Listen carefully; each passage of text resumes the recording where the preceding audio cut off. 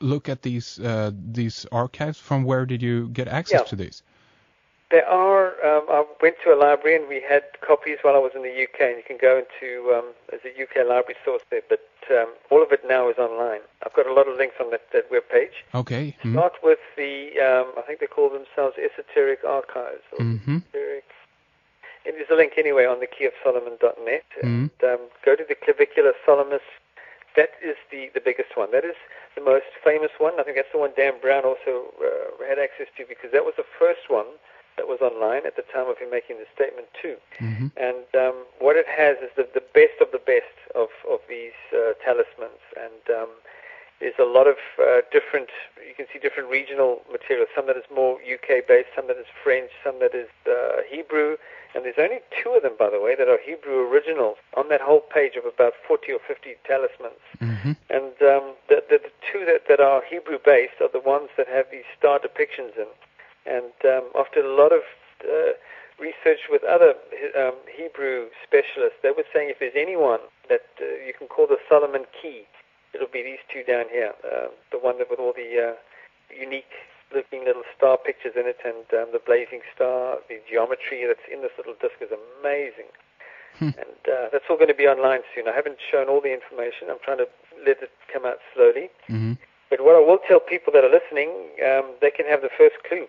And you look very carefully at the parchment. There's a picture of a disc and a small little disc next to it. The main, I'm just going to bring up the image quickly so I can be more accurate. The one on the left has a cross within a cross, and of course this is the probably simplified version, probably the original Constantine cross.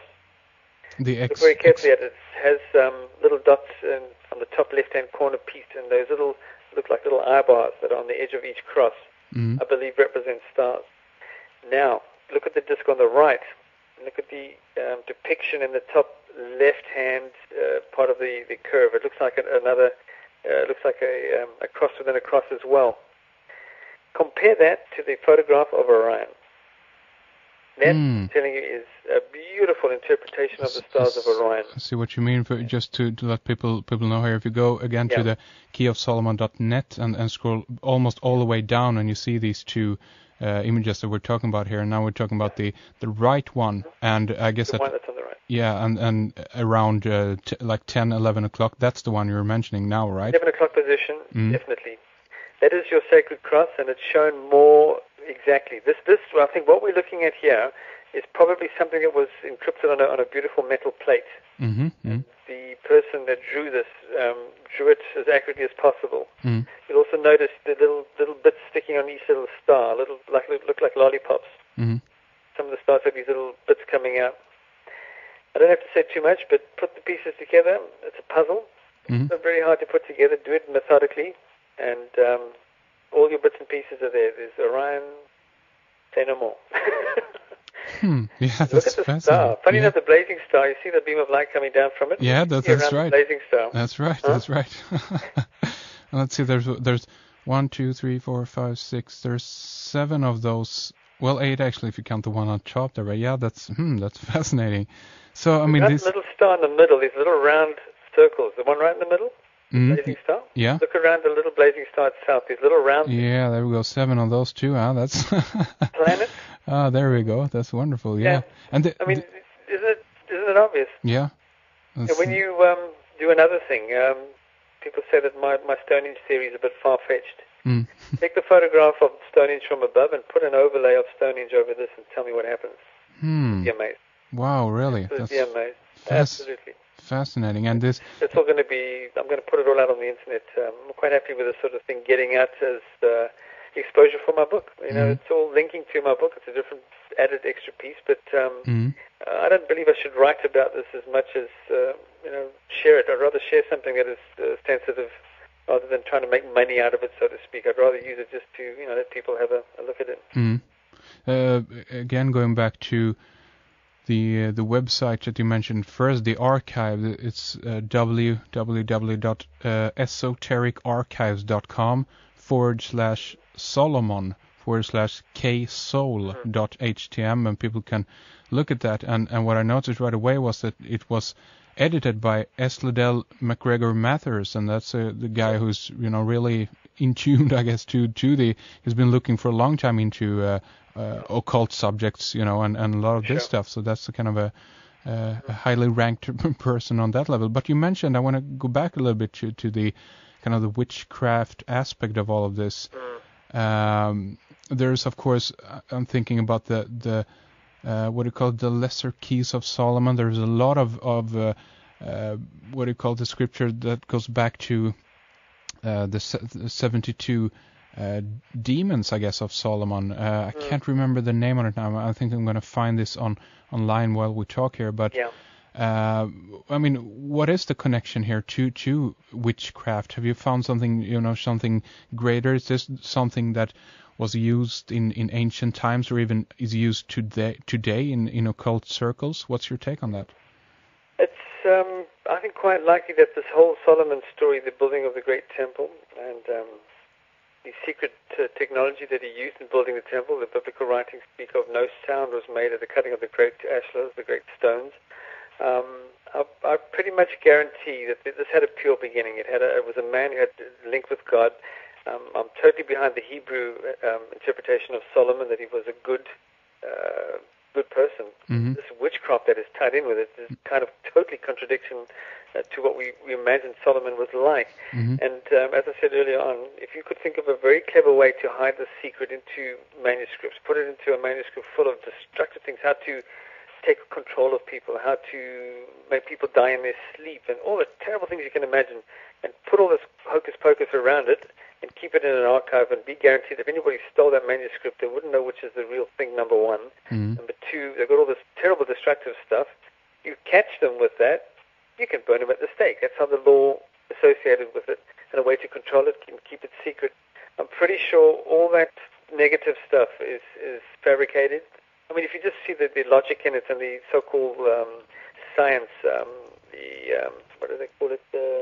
Trying to make lead into gold. What do they call that? Alchemy. The alchemy that's tied in with it too.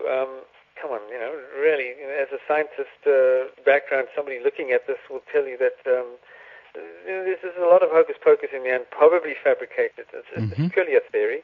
Okay. But when you see how pure the Solomon key it is, how it's done, and the neatness of it, and just the general sort of biblical reference to King Solomon and his connection with God. I'm not sure about the demons part. Perhaps that was a story that progressed through almost like mythology, so that we're going back thousands and thousands of years. I'm not too sure about the demons aspect, to be quite honest. I wouldn't take it so literal. Yeah. Okay. Yeah. There's an interesting undercurrent that seems to be kind of popping up here and there, and as you say, there's connections with Druidism, and that they're trying to discredit Druidism and make that look, as something evil, speaking from the viewpoint of the Roman Catholic Church, of course. So there's a lot of, how should I put it, propaganda going in both directions here, and is being thrown all over the place, and it's very difficult to kind of sort out, what actually happened, if this actually was related to something evil, or if there actually was some kind of real magic involved here that actually could. What I think, as a skeptic on all the sort of hocus pocus, I'm very science based, and if you could take modern physics back to these early times, show them how a helicopter can fly, show them how a torch works, how a toaster works. That's magic.